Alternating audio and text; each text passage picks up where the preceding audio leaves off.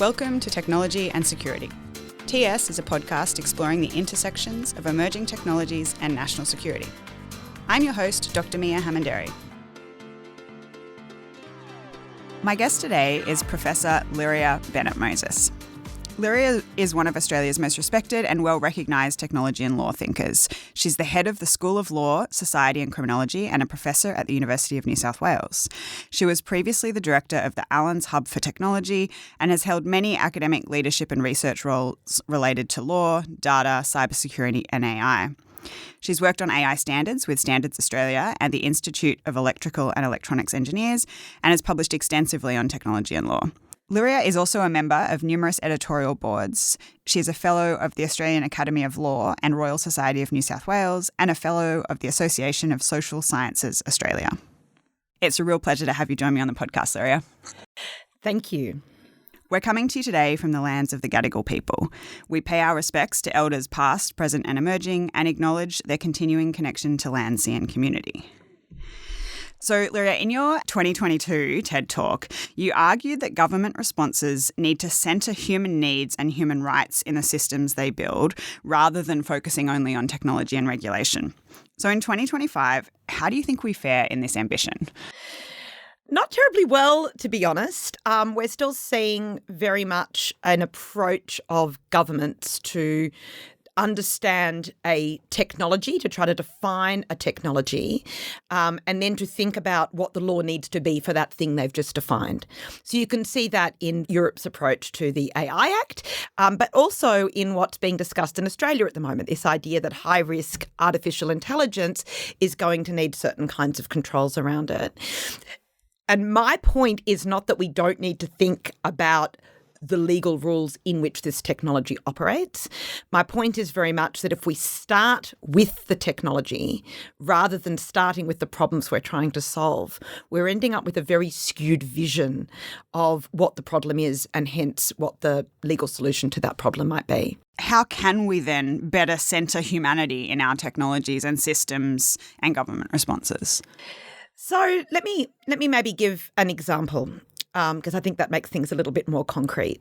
One of the concerns that people have about artificial intelligence is the problem of bias. In other words, we know that machine learning, for example, which learns from data collected from some place and then tries to use those learnings, those patterns to make, say, future decisions that might affect individual people, we know that that often happens in a way that is biased. Now, why does that happen and why is there bias? Because whenever you take some kind of data set generated in a world where there is bias, then at least some of the patterns in that data are going to reflect the biases that already exist in terms of how people treat one another, what people assume about one another, and indeed how people might behave given their different histories and so forth. So then the learnings from that duplicate those biases, and in many cases, given the kinds of machine learning algorithms that exist and the kind of models that are being used, actually enhance them. So it's actually makes the bias scale worse. The bias. Yeah. So this is a problem. Now, one approach says, okay, this is a problem with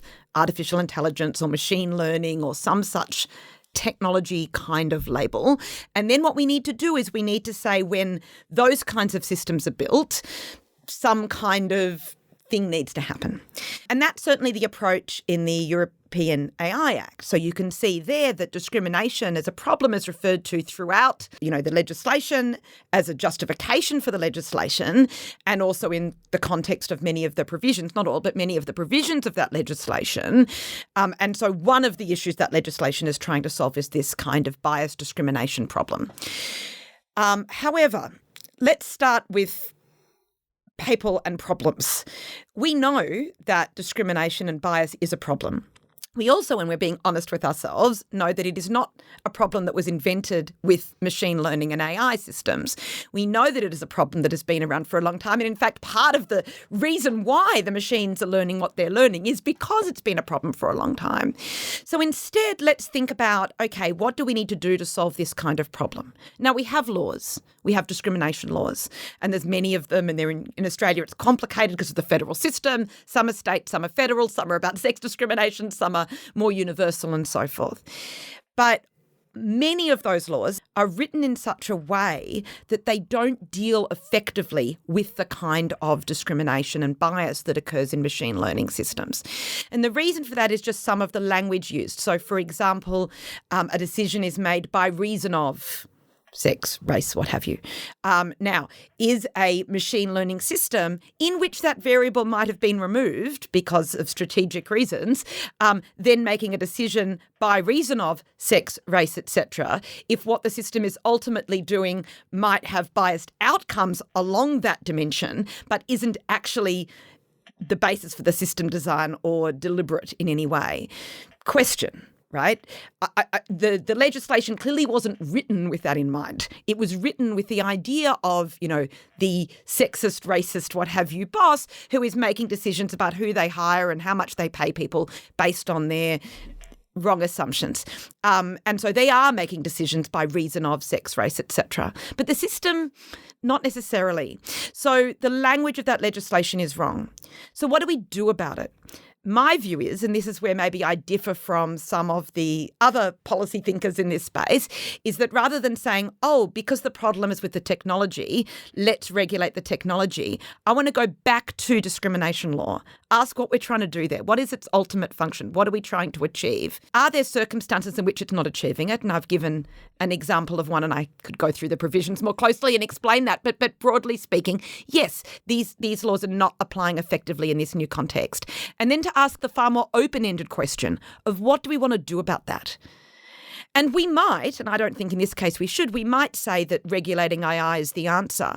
But I don't think so, because once we recognise that that is merely one context in which the way the laws are drafted isn't working, once we recognise the fact that we can't neatly divide decisions into human and system, that more and more they're hybrid, then we also need to recognise that we need to not have laws over here for human decisions, laws over there for system decisions, but actually an integrated approach that achieves our objectives, which is the objective of ultimately fairness in this case. That's really illustrative. I'm not sure if you've just answered this, but if you were going to do a 2025 TED Talk, what would it be? I think what I'd do in a 2025 TED Talk is focus more on technologies that are becoming increasingly important at the moment. So when I did the original TED Talk, it was decision systems and that kind of thing. And I think we're now looking much more into large language models and, image generators and all of the sort of package of generative AI. And sometimes I think that people talk about those in ways that don't recognise that the problems that existed in the previous round of these technologies still exist. So I think what I'd focus on is that new context, because I think that's far more important and far more familiar to most people now, and really try to talk about how people use those and what I think needs to be, legal and standards-based responses to those. What are some of the trends in technology and law that have most interested you in your career, or have kind of been the threads through your career? So when I started doing this, which was when I was doing my doctorate at Columbia Law School, I was actually really fascinated by how some of the really old technologies, so familiar to us we don't think of them as technologies, had a profound impact on law. And a really good example of that, which is actually really easy to find, was railroads. We don't really have anyone I've ever met nowadays who calls themselves a railroad lawyer. But apparently that's what Abraham Lincoln was, for example. This was the cutting edge lawyers, the cyber lawyers of their time. And in fact, so much corporations law, tort law, and so forth came out of the challenges of railroads as they developed, as they created needs for different kinds of funding models and so forth. So I think that, it doesn't necessarily have to be the new and greatest thing, but that was probably, the sort of first really historical one that I got really interested in. And then I think what fascinates me is that every time we hit a new problem, we pull out the old familiar tropes. So I've gone through times when the big hot topics were sort of medical technologies, nanomaterials and nanotechnology, big data, AI. And each time we hit something, we actually forget the lessons that we've learned from every time we've had this challenge before. And so we don't go back and look at, railroads and older examples, or at least very rarely. We tend to be constantly thinking, this is new, everything's changing fast, and now we need something completely different. I do think it's the links between them in the sense of the kinds of challenges that they throw up, the kinds of rhetoric that we build around them, that's more interesting to me than any given example. Yeah, I mean, much of your often multidisciplinary work seems to involve understanding complex systems. So how does that shape your thinking on technology and law? I might give two answers to that. One is I've always seen myself in a good position to understand some kinds of systems that other people with purely legal training might struggle with just without the sort of background understanding.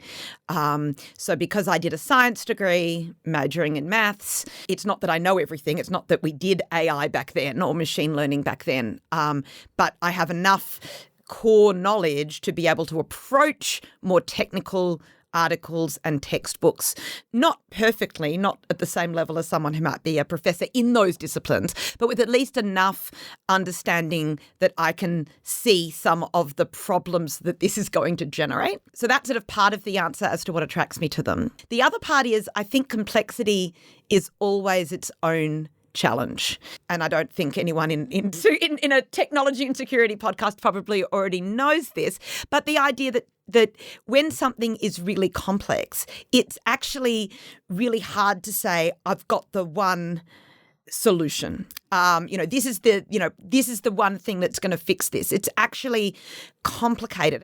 What we're seeing is technology, complex systems, complex human technology systems. So it's not purely technical or purely human. We're seeing these things integrated in ever more different ways to sort of be able to say, oh, the problem is this thing called AI, which I've defined as such and such. And by saying when you do this thing, you have to satisfy these criteria and so forth, that's the solution to what is becoming an increasingly more complicated world with, as I said, socio-technical systems, for lack of a better word. I think the complexity is part of the answer to why I think the way I think. Familiar technology tropes are actually a way of reducing the complexity because, they focus on a system or a definition, something that feels more tangible than that complex system you've just described. Let's go to a segment. What are some of the interdependencies and vulnerabilities of technology and security or technology and law that you wish were better understood?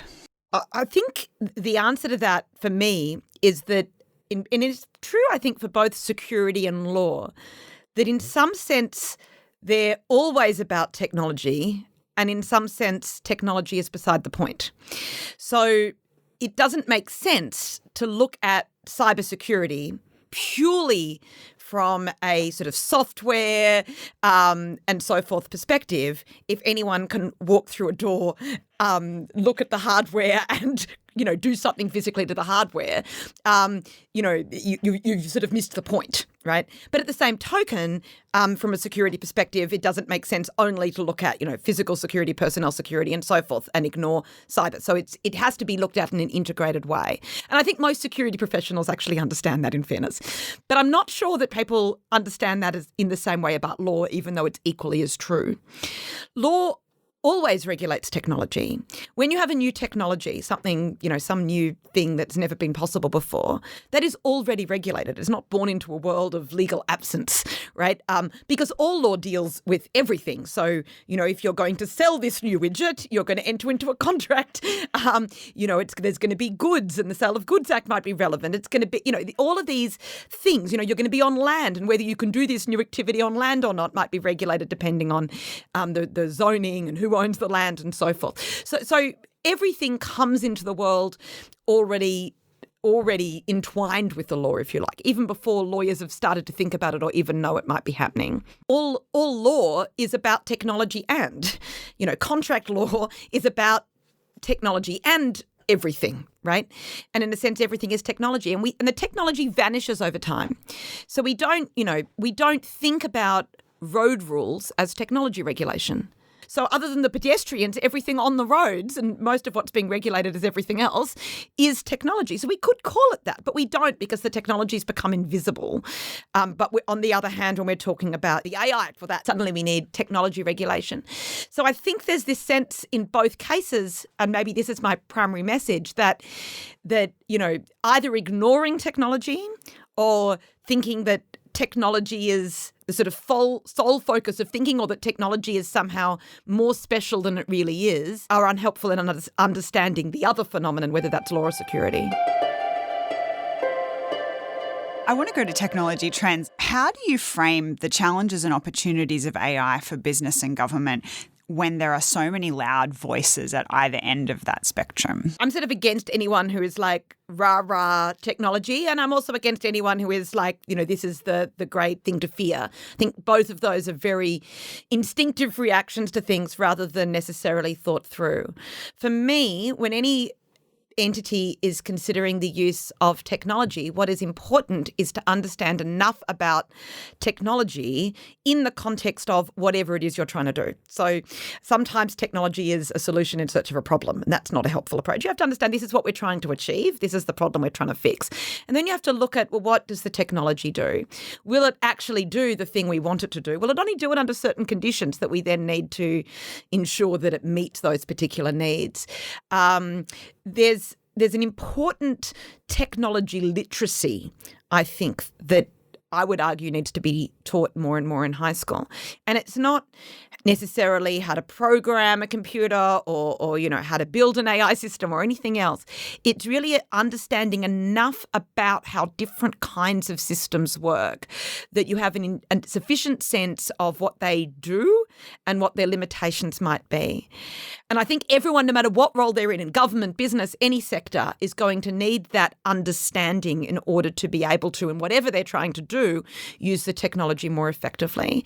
Because otherwise it can seem like magic fairy dust. And in particular, this is with the complexity, particular as performance improves, large language models can seem like magic fairy dust. But if you understand how they actually work, you understand when they will be useful to you, when they will perform well, and when also you might need to be a little bit more cautious with what the outputs are on various levels. But it's going to depend on the context. So understanding your own domain, right, but then having the sufficient technological literacy to understand broadly how things work up to a point where you can sense their affordances and limitations. As a professional educator, you have some areas of focus in that sort of introduction to what is essentially science, maths, engineering in terms of how systems work. It's a really interesting proposition in that so much of our technology literacy is focused on data literacy or even just computer literacy, essentially, that sort of digital literacy. What you're thinking about is critical thinking literacy, actually. When I was at school, we learnt sort of basic math literacy, right? Like if a litre of milk costs X and a litre and a half of milk costs Y, which represents the better value per millilitre, right? And that was really important. I mean, not only because it was a mathematical exercise, but because ultimately people are going to be out buying milk and trying to work this thing out for themselves and pick the right thing off the shelf. That is only part of the world these kids are going to be in. They are going to be in a world where, depending on what the computer system knows about them and the internet knows about them, they might be offered different prices in the first place for something, where certain things will be marketed to them in different ways because of the marketer's perception of who they are based on previous interactions with websites and so forth, or even just assumptions from gender and other characteristics that the system has managed to work out. So it's not enough anymore, right, to tell people how to work out the relative value of different shaped milk. They need to understand that. They're going to be in a world where governments are making decisions about them based on various kinds of data-driven assumptions and inferences. They're going to make decisions about what law should look like in this world. So they're going to need a number of understandings, right, to be able to navigate this effectively, to be good consumers, thinking citizens, and so forth.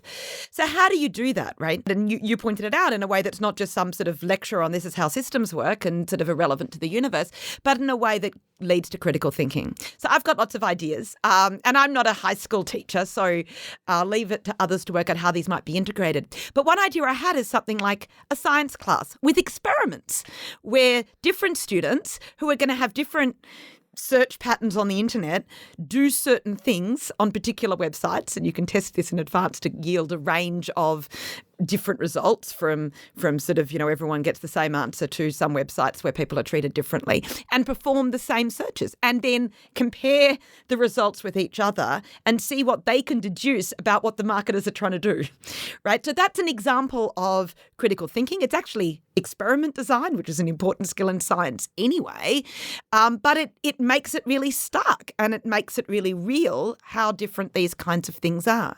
You can do the same thing in attempting to find out facts on the internet.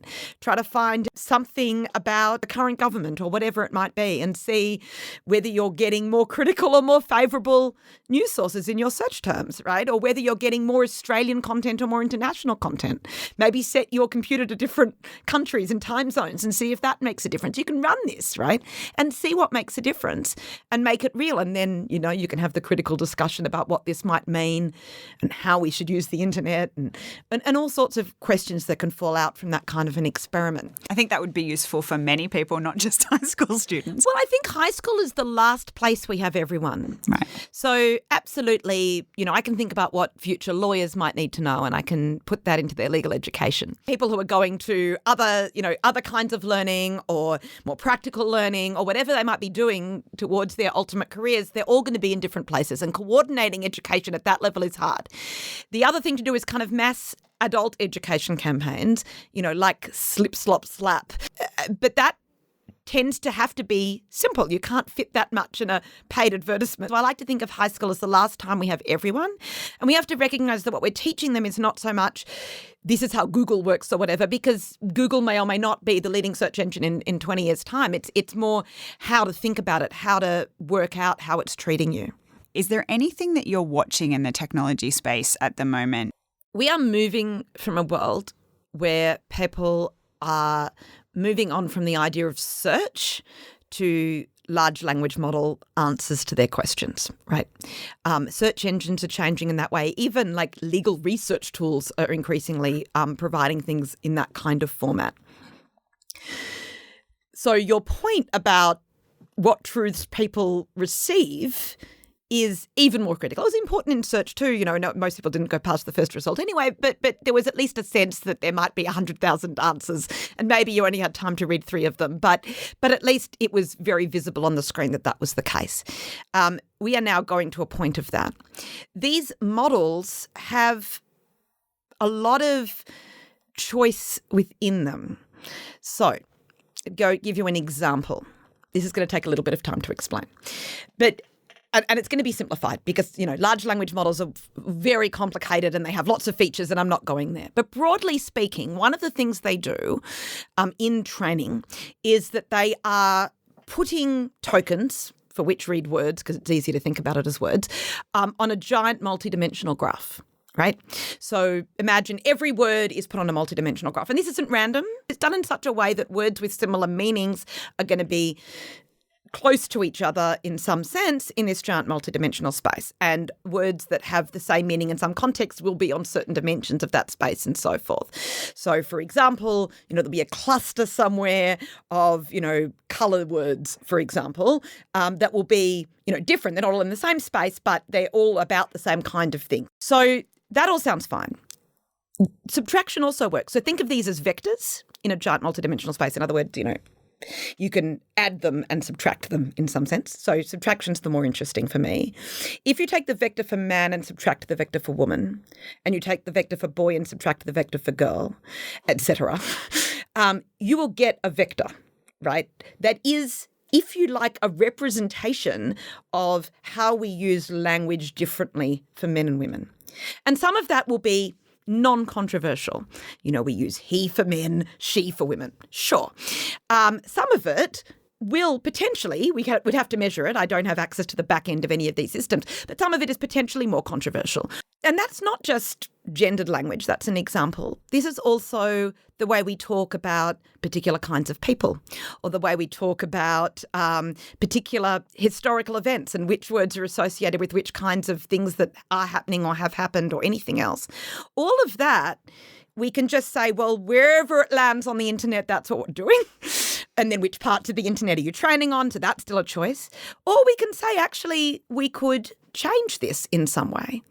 But at the moment, we're not necessarily thinking about this enough, and we're certainly not thinking about where the decision lies. At the moment, reality is it lies with the big tech companies, and they may have their own agendas, right? We think about the agendas of these companies. Everyone focuses on TikTok as an example because relationship with the Chinese government and what that might mean, and everyone worries about its algorithms favouring a particular point of view, right? And that can be a national security threat and so forth, which is why there have been decisions either made or in the process of being made about TikTok, not commenting on whether that's the right move, but just noting that. But this is in fact everywhere. It's all of it, right? And it's going to be every system. It's going to be how everyone answers all of their questions about history, about the world, about how to compose an email to their boss, about everything. It is ceding an immense amount of power over subjective decisions inside those processes. Like, they may or may not be conscious decisions that, the training data, you may not choose data specifically for that. You're just obtaining the data you can obtain. But that still has decisions which have power over the ultimate outcome. Have power over people's communications when they're using it to help formulate their own words, the storytelling if they're using it in doing that, but also, as I said, just in how they find out answers.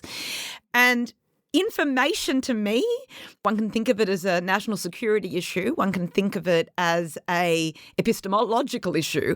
But either way, it's a really big, huge, important issue. So in terms of technology and the issues that keep me awake at night, that is the big one. On the one hand, if government regulates it, that's not necessarily helpful either, because I don't necessarily want them deciding. But someone's going to be making decisions. And a lot of the time, these systems are not just taking it as given. They actually make rules around it. The answers are really hard and nuanced. They're deeply politically controversial. And we are just moving into that without really thinking through what the very serious implications might be, including for national security. How do you see the global AI landscape, and particularly the regulatory landscape, is shifting? And I'm thinking of developments like DeepSeek and the recent non-signatories of the US and UK to the AI Paris Summit. Technology has actually for a long time had geopolitical features and is another landscape for geopolitical influence. And that's not new with DeepSeek. I mean, even before the sort of issue with large language models, we could see very different kinds, in some areas, very different kinds of technologies and systems developing in China compared to what was being developed in the United States that largely reflected the different approaches of the two governments, even though, in America was being done in Silicon Valley. It's still influenced by a way of thinking. So that's not a new problem. I mean, I think that large language models, for the reasons I raised earlier, in fact, are a particular site of contestation, and are going to be a pretty deep site of contestation, much like social media platforms have been. I don't know if I have the answer to, how we deal with this. I mean, Australia's position in this is also, we talk about ourselves as a middle power sometimes. We have influence in some places and not in others. We are not a big player in the large language model market. Selling to us is not the big question that companies consider when they're developing products. So we can absolutely make rules around the kinds of systems we might want here. And it might mean that we can, already I think governments put various kinds of restrictions on the use of DeepSeek in particular sectors, like government, and that's certainly influenced universities, at least in my experience. But that's not really changing the global game of this. I can note that it is going to be a place where these questions are being argued because it is not just a question of contest of technology. Because of the nature of the kinds of technology we're talking about, it is a place of contestation of ideology and modes of government. So I don't know if that's going away anytime soon.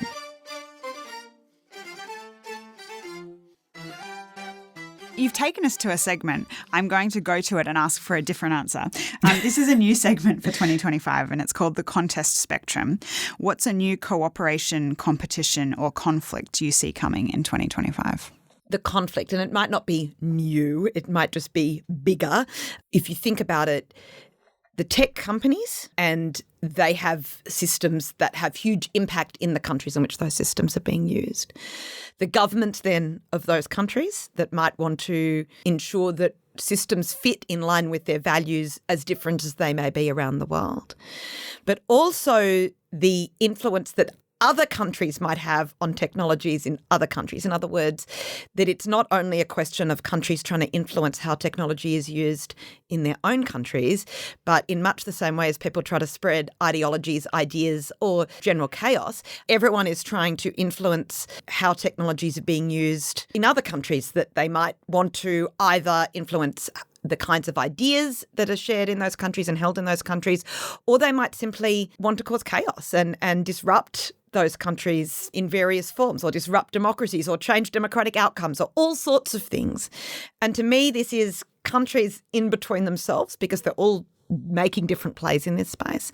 But the tech companies are kind of in the middle of it and are going to have different kinds of attempts at controlling that in different ways. I don't know where the cooperations are going to be in this game. I mean, you can see some cooperative ideas internationally around questions of the kinds of common agreements we might have about the future of technology in particular areas. But you can also see very strong differences. You can see differences in the approach in the US between the Biden and the Trump administrations. This is intra-country as well as between countries. That is going to be a place where there is going to be not only conflict, but maybe strange bedfellows and cooperation as well. Let's go to a segment on alliances. What alliances will be most important for Australia in AI in the next few years? I think there are different kinds of alliances that Australia has formed, will form around, we're talking about AI, you could talk about more broadly systems. I think some are going to be where we are the relatively big fish, if you like. So the kinds of alliances we have around cybersecurity in our region would be a really good example of that. And I think cybersecurity and AI, there is a not small overlap between those two things, because ultimately the more we rely on AI systems, the more their security is critical. So I see those kinds of alliances which have been, regional, and where Australia is actually sometimes in a vision of offering resources or sharing ideas in the region. There's also the kind of global alliances, right? So the sort of global statement kind of stuff. And this is an evolving space with the changed administration in the US. But you can see, those kinds of alliances, right, where everyone comes together and makes a common statement. There's various kinds of potential for treaties in this area. So there might be alliances that form, out of those common ways of thinking that become more formalised in terms of treaty obligations. And again, you can see this in the area of cybersecurity, which is not unrelated from AI. So there might be more of those kinds of alliances. I think ultimately, though, in that sort of broader international sphere, the role that Australia will have, and I'm not the expert in international relations, but it seems to me that the role Australia might have is more contingent. We're not necessarily a big player. We have a lot of influence in some ways. And so the extent to which we are joining things versus shaping things in those sort of larger international alliances, at the moment, Australia hasn't fully worked out yet its own position. So it's very easy to see what America's current position is. It's very easy to see what, Europe's position has been. I don't know if we are yet a sort of strong voice knowing what our position has been. We've had a lot of talking about it, a lot of ideas, but we haven't actually really decided to what extent we're going in which direction yet. We sort of need to know where we sit in that ourselves and then maybe step in and have a role to play. I'm going to go to a couple of segments. One is emerging technology for emerging leaders. I obviously knew you were incredibly accomplished before inviting you on the podcast, but in my interview prep, I discovered you were awarded equal ducks of your school year. You scored a remarkable TER of 100 in the HSC and studied maths as well as law in undergrad. So what is your advice for leaders who want to blaze new trails? Maybe just to say what my advice to young people usually is. There is so much to learn now that there is no such thing as knowledges that don't go well. So when I did maths and law together at university, people would sort of say, that's ridiculous. What's the point? There's no way that both are going to be relevant to one career path. And it turned out that was wrong. But I actually think it's uniformly wrong. The world, we were talking about complexity earlier, the world is a really complex place. It's hard to think of. It's not like only engineers need to know about, AI systems or only lawyers need to understand the regulatory environment, right? Like there is so much in these important policy questions. If we think about it, if we think about AI in the future, if we think about cybersecurity, if we think about climate change, we think about any of these things, it's not like one person with one set of disciplinary knowledge is going to be able to sit there alone with pen and paper and solve it, right? These are complex.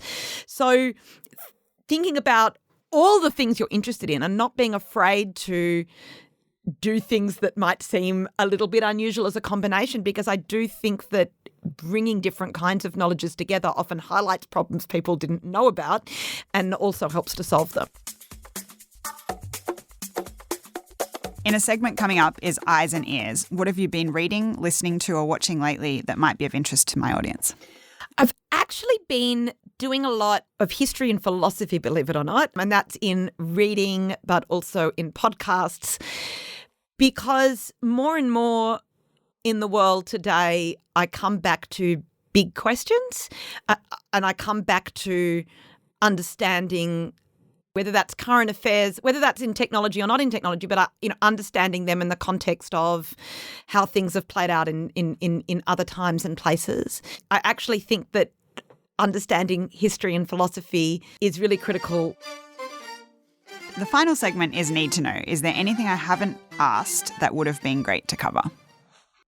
I suppose one thing we didn't really get to, because the focus was on AI when we were talking about technology, is that the time, and I mentioned it, but maybe just a bit more, the time of AI is also a really critical time to go back and look at what our legal framework is around cybersecurity, whether or not it's AI systems or not, because I think they're all related. Like we don't just need to worry about the AI part of systems, but the fact that we are relying increasingly on systems because of their greater capacities means that we need to go back to those fundamental security questions. There is actually a great short story, I don't know if you've read it, called The Machine Stops. The more we are dependent on machines, the more when the machines go wrong, that is actually a fundamental national security threat as opposed to being an annoying delay to my starting my workday or something like that.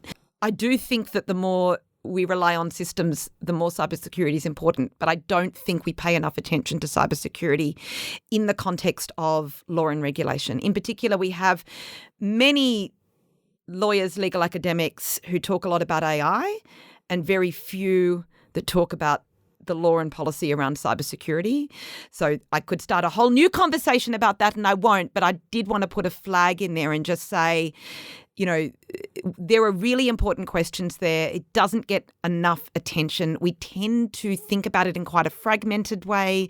So data protection over here, critical infrastructure over there, hacking somewhere else, disinformation campaigns somewhere else, and so forth, rather than a sort of joined up problem space. And so I do think it needs more attention.